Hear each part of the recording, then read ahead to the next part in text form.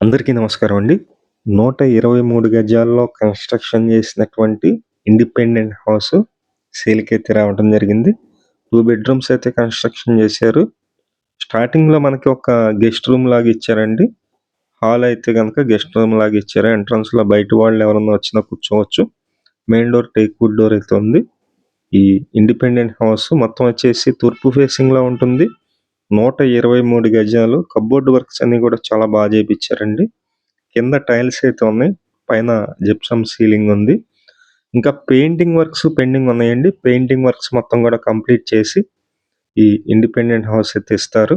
ఈలోపే మనం బ్యాంక్ లోన్‌కి అయితే వెళ్ళొచ్చు. ఈ ఇండిపెండెంట్ హౌస్ చాలా బావుంటుంది.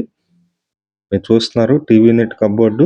అలాగే ఇక్కడ ఓపెన్ టైప్ కిచెన్ అయితే ఇచ్చారు. పూజా మందిరము. అన్ని వసతులు ఉన్నాయండి ఈ ఇండిపెండెంట్ హౌస్‌కి. మెయిన్ రోడ్డుకొచ్చేసి ఒక హాఫ్ కిలోమీటర్ డిస్టెన్స్ ఉంటుంది. లొకేషన్ వచ్చి విజయవాడ సింగినగర్ లొకేషన్‌లో ఈ హౌస్ అయితే సేల్‌కి రావటం జరిగింది. మొత్తం 123 గజాలు. ఇదొచ్చేసి మాస్టర్ బెడ్‌రూమ్ అండి. ఇంకా వర్క్ అయితే జరుగుతుంది. పెయింటింగ్ వర్క్స్ అలాగే ఎలక్ట్రికల్ వర్క్స్. అవి కూడా ఒక 4, 5 డేస్‌లో కంప్లీట్ అయిపోతాయి. ఎవరైనా సరే ఇంట్రెస్ట్ ఉన్నవాళ్ళు పైన మా నంబర్ ఉంది. ఆ నంబర్‌కి ఫోన్ చేసి చూడండి. ఇక్కడ అటాచ్డ్ బాత్రూమ్ అయితే ఇచ్చారు. ఇంకా వర్క్ అయితే జరుగుతుంది. నేను సెకండ్ బెడ్‌రూమ్ గూడా చూపిస్తాను. ఇది కాస్ట్ అయితే గనక 90 లక్షలు అయితే చెప్తున్నారండి. 90,00,000 చెప్తున్నారు.